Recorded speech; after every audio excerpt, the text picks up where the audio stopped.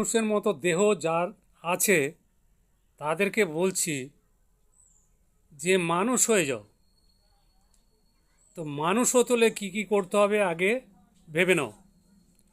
আগে নিজের মনকে কন্ট্রোল করতে হবে নিজের মনের দ্বারা।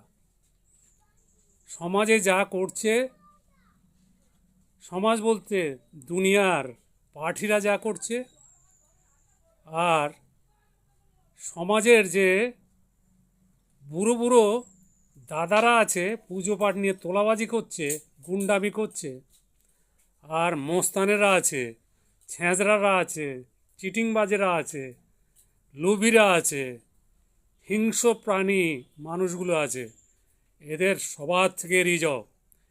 পারলে নিজের মা বাবা আছে, যদি তারা সেই পথে থাকে তাদের থেকে এড়িয়ে যাও। বাড়িতে আসো, যাও, চুপ করে থাকো।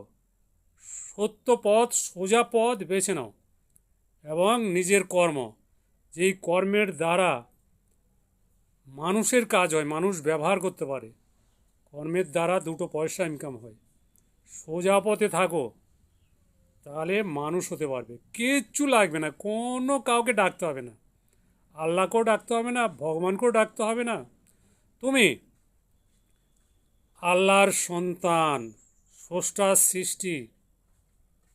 তুমি মানুষ তৈরির কারখানা থেকে মানুষ হয়ে এসেছো, মানুষের দেহটা হয়ে এসেছে। মানুষ তৈরি করতে হবে তোমার নিজেকে নিজেকে, নিজেকে নিজে মানুষ তৈরি করতে হবে, তবে মানুষ হতে হবে, তবে তোমার জীবনটা সার্থক।